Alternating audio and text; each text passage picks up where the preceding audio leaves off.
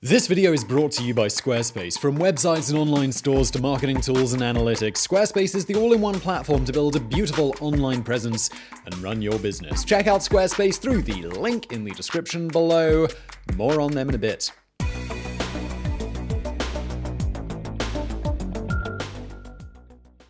Picture the richest person you can possibly imagine. Is it Jeff Bezos, the super wealthy Amazon founder, or maybe it's Microsoft's Bill Gates?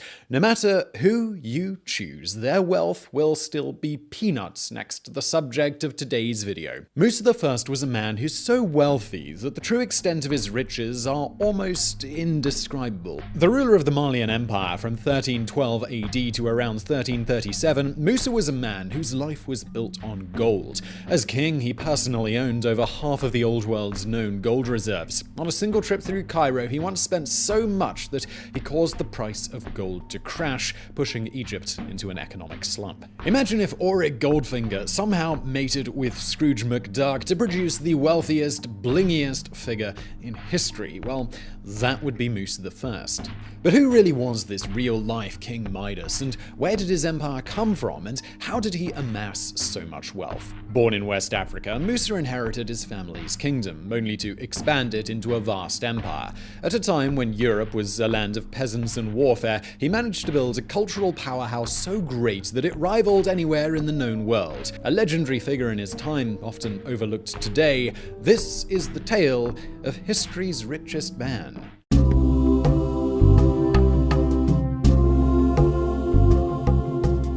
The story of Musa I technically starts with his birth in 1280 AD to the ruling clan of the Mali Empire, but it really starts way before that, toward the beginning of the 13th century, with a very different kind of birth, the birth of an empire. In 1230, around 50 years before Musa was born, West Africa's dominant state was the Ghanaian Empire. But we only mean dominant in terms of size. Founded back in the 6th century, Ghana was by now the sick man of Africa, an empire that was frail and teetering on the very edges of death's door. It would be Musa's great-uncle who would shove old man Ghana over the threshold. Today, little is known about the early life of Sundiata Keita. Most of the stories about him come down via oral traditions and seem to be a mix of fact and legend. What we do know is that Sundiata Keita, a name which means Lion Prince, forged an alliance of tribal leaders and Arab merchants in the 1230s with one aim: establishing a new dominant power in West Africa. This was easier said than done.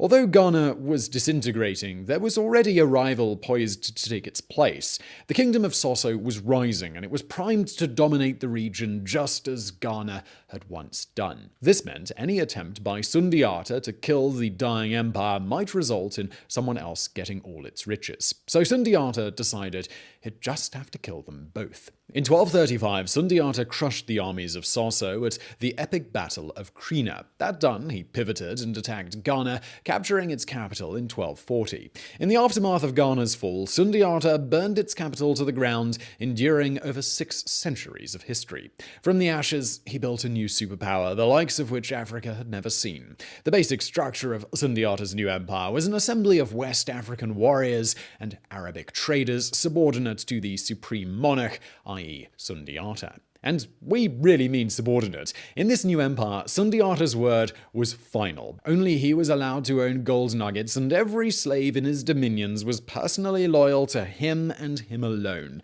And while the new empire's religion was nominally Islam, it was actually closer to a godlike veneration of its leader. The name Mali even means the place where the king lives. While this might sound like Sundiata is setting himself up to become Kim Jong-un's skinnier 13th century cousin, that's not what happened. While Sundiata was certainly egomaniacal, he knew his empire might crumble if he went marching through Africa, demanding that everyone worship him. Instead, he set about building a network of alliances that would hold his empire together. You know today how the EU is technically run out of Brussels, but is really a connection of autonomous states that often just do their own thing? Well, in a very basic sense, that was Sundiata's Mali. A huge decree of autonomy was granted to its various regions, with Sundiata leaving them alone as long as they kept passing on gold, slaves, and taxes. The hands-off approach worked, and it allowed Sundiata to bring useful trade routes under his control.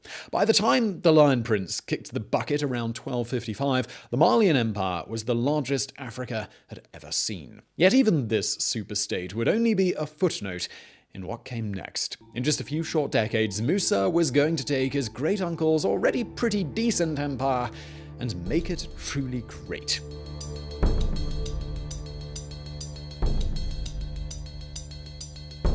By the time Musa was born in 1280, the might of Mali was well established. Sundiata's empire controlled trade on both the Niger and Sankarani rivers, with its now long-lost capital of Niani standing on the plains beside the latter. Mali also held an excellent strategic position between the goldfields of West Africa and the salt-trading caliphates of the north, allowing it to tax the heck out of both commodities. In fact, the empire had amassed so much gold that it traded it as far afield as Venice and the Kingdom of Castile. And this wealth really did trickle down to the empire's subjects. Travelers at the time noted that there was food in every village, that the justice system worked, and that travel between regions was easy. While you might be thinking, well, that's not really impressive, just remember that Europe at this time is full of rampaging Mongols killing everything in sight, while England is dividing its time between war with the Scots and expelling the Jews. Mali in the 13th century, guys, was really the place to be. Still, we don't want to give the impression that Mali was the sole power in West Africa.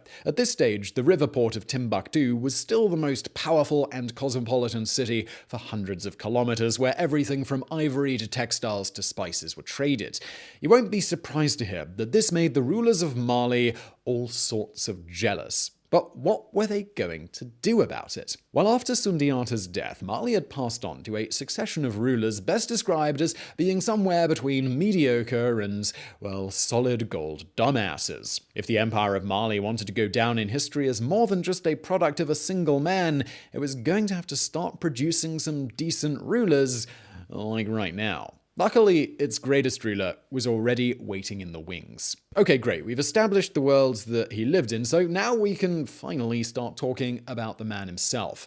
Musa was a guy who was never destined to be king. In the 1300s, the throne actually went to his brother, Mansa Abu Bakr II, a guy with a vision to rival Sundiata. Unfortunately, that vision was of how to write himself out of the history books in the weirdest way possible. From the moment he took the throne, Abu Bakr was obsessed with the sea. Mali's most westerly point reached the Atlantic, and it's said Abu Bakr spent years gazing at the ocean, trying to figure out what lay on the other side of it.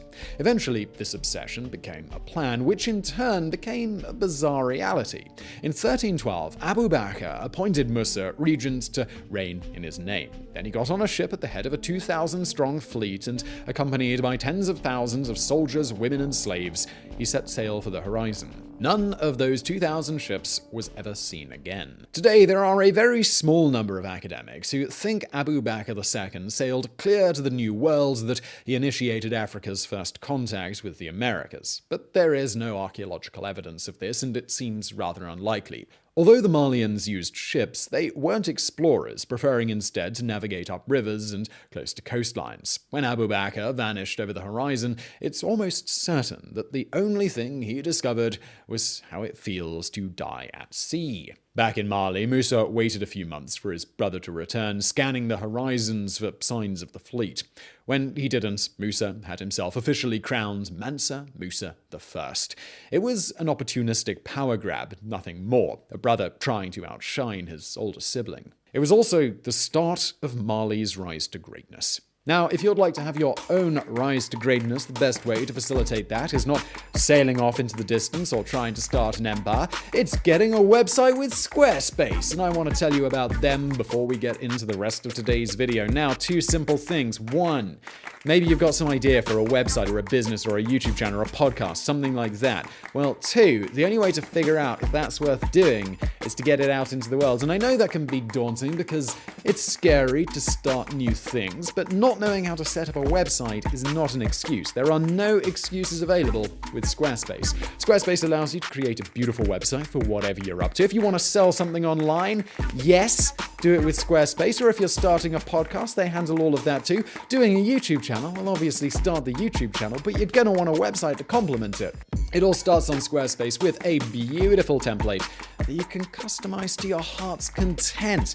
Or, if you've got design skills, start from scratch. I'd never do that. I've got no design skills. I'd just use a beautiful template. And once you've gone through the easy customization process, you didn't have to worry about updates, patches, or any tech BS. No one likes any of that stuff. And Squarespace, they also do all the website-y stuff that you've heard of, mailing lists, social integrations, that kind of stuff, all handled. So get started now. There is a link below, or just go to squarespace.com/biographics and you'll save 10% off your first purchase of a website or a domain. And let's get back to Musa.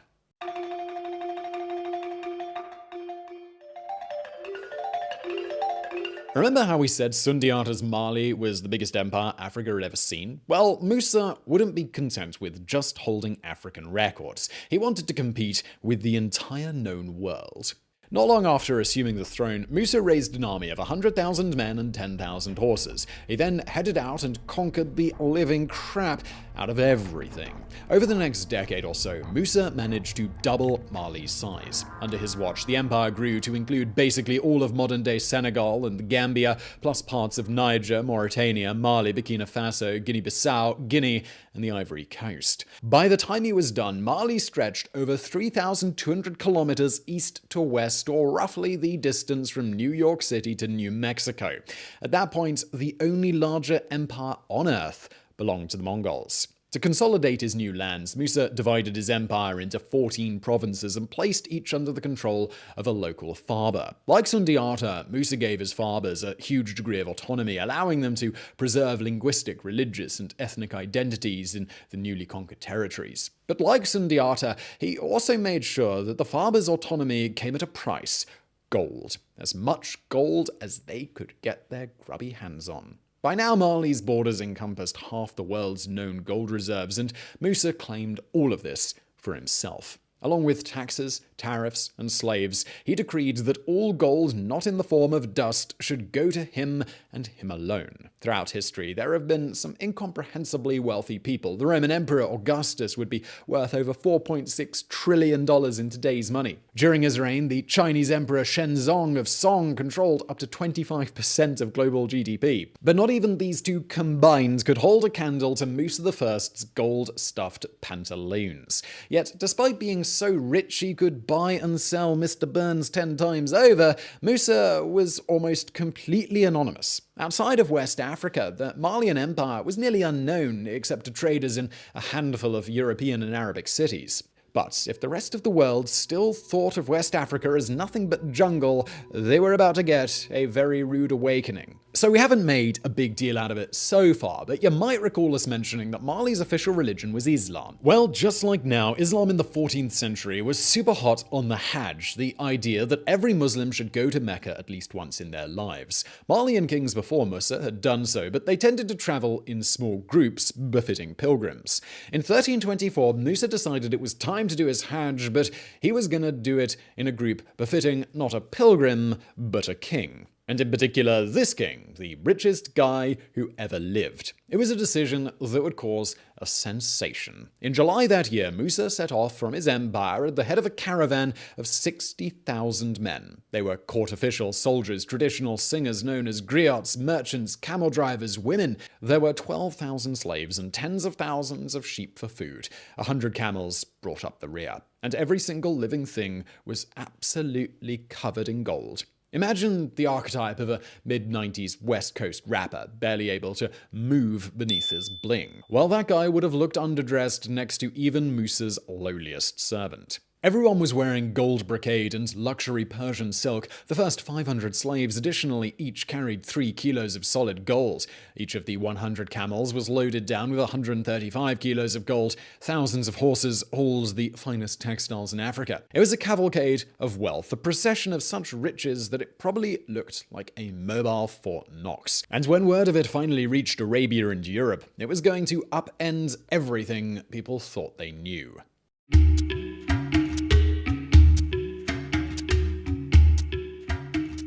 Although Musa was traveling at the head of a caravan made entirely of bling, that didn't mean his mission was totally peaceful. En route to Mecca, he detoured to the Songhai kingdom and conquered it, adding several hundred square kilometers to his empire as 𝐷𝐢𝐜. The conquest finally brought Timbuktu into Mali's folds, adding that city's immense wealth to Musa's pocketbook. Still, this bit of recreational conquering was just a sideshow. What really caused a storm was when Musa and his entourage arrived in Cairo. In 1324, Cairo was meant to be the richest city in Africa, ruled over by the great Sultan Al-Malik al-Nasir, a dude who was himself no stranger to wealth. But when Musa's entourage came marching in, waving more gold than anyone had ever seen, even the Sultan had to stoop to pick up his jaw from the ground. Musa's first act was to send the Sultan 50,000 gold dinars simply as a way of saying hi, effectively handing him over 210 kilograms of gold. Just to make sure we're clear on how crazy this is, a kilo of gold today retails for roughly $50,000. And Musa had handed over 210 to the Sultan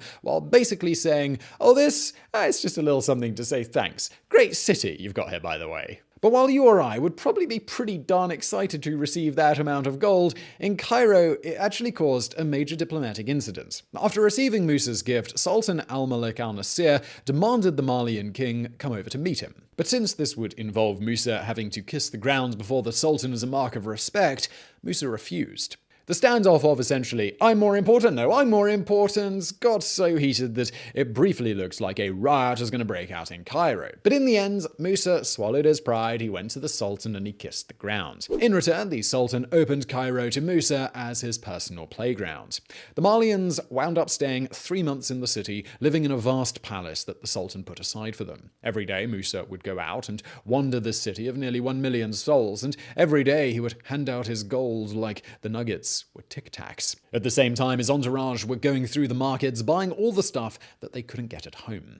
Seeing all these super rich Malians, the Egyptian merchants marked up their prices. When the Malians paid regardless, they marked them up again and again and again. Soon, Cairo was swimming in gold. Stories of Musa's largesse were fanning out across the trade routes, bringing more and more people to the city. Unfortunately, Musa was maybe a little too generous. You may have heard the story about how during the Spanish conquest of Latin America, the conquistadors brought so much gold back to Spain that the price crashed. Well, what hundreds of conquistadors did to Spain, Musa did to Cairo all by himself. His generosity so flooded the market that over 20% was wiped off the value of gold. The result was an economic slump that Cairo wouldn't recover from for 12 years. But it's doubtful Musa even noticed the chaos he caused. After 3 months, his entourage marched out of Cairo and on to Mecca, leaving only glittering memories and a gold-induced hangover. Although Cairo would ultimately suffer from its flooded gold market, the crash made Musa's reputation.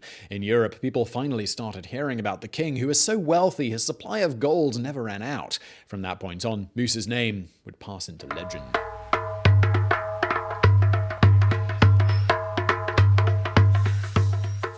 When Musa finally reached Arabia, he kept right on throwing his gold about like some kind of Vegas high roller. He bought up land, splashed cash on houses for Malians to stay in on future pilgrimages. But he also took time out from flooding the gold market to check out Mecca's sights, its mosques and minaret, its schools and libraries. Evidently, Musa liked what he saw. When the Malians finally left Arabia in 1325, Musa didn't just leave a good Muslim. He left as a good Muslim with a plan. A plan to turn the Malian Empire into a cultural powerhouse to rival Mecca. And while his insane wealth may be why everyone remembers him today, it was this decision more than anything which would lead to his lasting legacy. The first thing Musa did was use his vast wealth to tempt as many Islamic scholars from Mecca as he could find. The group of intellectuals he netted even included direct descendants of the Prophet Muhammad, earning the Malian king serious bragging rights. That done, Musa set off in his caravan and headed back to Cairo. The Egyptian city was still suffering the after effects of his last visit, but Musa wasn't there to cause another economic slump. No, he was back for one man in a city of almost 1 million people. A man known as Abu Ishaq al-Tudin. A poet and architect from Moorish Spain, al-Tudin was something of a Cairo celebrity. And there he might have remained had Musa not dumped 200 kilograms of gold at his feet and declared the architect could keep all of that, plus dozens of slaves, plus a swath of land along the Niger River, if only he came to work for Mali. When Musa's caravan left Cairo shortly after, well, he went with him. In the conquered kingdom of Songhai, there lay a city with immense wealth known as Timbuktu. 𝐻𝐸𝐺In's job was to take that city and transform it into a glistening pearl on the river, a town to rival Mecca in its grandeur. To make that happen, it first have to build the greatest mosque Africa had ever seen. Today, the 𝐷𝐢𝐿𝐻 Mosque is recognized as an architectural masterpiece. Protected by UNESCO, it's known for its soaring mud brick architecture with exposed wooden beams and minarets that look like pyramids. Built by adding layer upon layer of wet earth until it finally took shape, it has absolutely nothing in common with the grand white stone mosques of Morocco or Turkey. And yet, it's this simple style and use of cheap materials that make it so beautiful. Employing tradesmen from as far away as Yemen, 𝐻𝐸𝐺In built a mosque using the same techniques and materials as the poor in Timbuktu used to build their homes. In doing so, he created a building both sacred and accessible, a building that continues to function as a mosque to this very day. It probably says something that when Al-Qaeda took over Timbuktu in 2012 and set about blowing up all traces of Malian past, they still couldn't bring themselves to destroy this mosque. But the 𝐷𝐢𝐿𝐻 Mosque wasn't the only thing Musa brought to Timbuktu. Under his watch, the city was rejuvenated. Already a wealthy port, it soon became peppered with libraries, schools, and the foundations of universities. Musa threw gold at the arts, at culture, and soon 14th century Timbuktu was what Paris was to the 19th century. In short, this great city in this great empire became the focal point of an entire continent. While it would never quite achieve Musa's dream of rivaling Mecca, sure as hell came close. Unfortunately, though, this greatness, it wasn't destined to last. In its lifetime, the Malian Empire never really achieved greatness in and of itself. Instead, it just had the luck to be blessed with two great rulers, Sundiata and Musa, who separately managed to take it to its height. When Sundiata finally died, Mali had stagnated. But when Musa died, it would be so long Mali.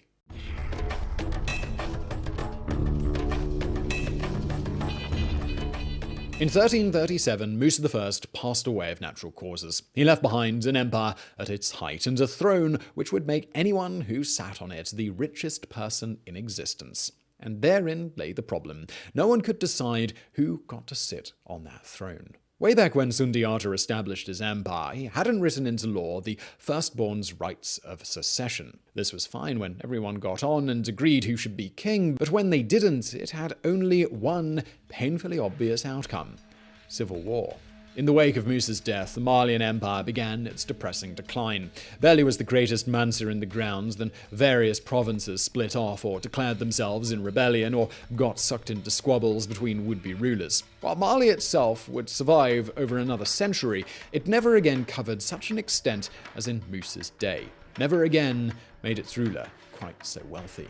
The final collapse came in the mid-15th century. New goldfields were discovered, while at the same time new trade routes opened up across Africa, robbing Mali of both precious metals and taxes. By 1464, the once subordinate Songhai kingdom had not just declared independence, but it had grown so strong that its rulers were able to attack and overrun what remained of Mali, absorbing its riches into their own kingdom. And because the Songhai were apparently total dicks, their conquest included ransacking Timbuktu 5 separate times, until almost nothing remained of Musa's great city. A mere 200 years after it had first come into existence, the story of Mali was over at last. But not the story of Musa. Back in 1375, a Swedish geographer had heard tales of Musa's stay in Cairo and been so inspired by the Gold King that he created history's first serious map of West Africa. That map had included an image of Musa clutching a vast gold nugget, looking like a figure from fantasy. And it would be this image, more than anything else, that would inspire the generations to come. Right up until the 18th century, Timbuktu was the El Dorado of Africa, a place of legend where the streets were meant to be paved with gold. Tales of this semi-mystical city inspired many people to explore the Gold Coast, transforming European understanding of Africa. And while the Timbuktu they finally found wasn't quite the city of myth, it was still home to one of the greatest examples of religious architecture in history. The story of Musa I, then, is certainly a tale of unimaginable riches. I mean, this guy's gold crashed an entire economy. But it's also the tale of an African king who built an empire that could rival any in Europe or Asia. A man who patronized learning and culture in a region those elsewhere wrote off as a place of savages. He might be semi-forgotten now, but Musa I of Mali remains one of history's great leaders. Next time you see modern billionaires like Jeff Bezos, Warren Buffett, or Donald Trump on TV, just remember the king who was richer than them all, and the great African city that he used those riches to build. So I really hope you found that video interesting. If you did, please do hit that thumbs up button below. Also support this show by supporting our fantastic sponsor Squarespace, who I'm linking to below. And thank you for watching.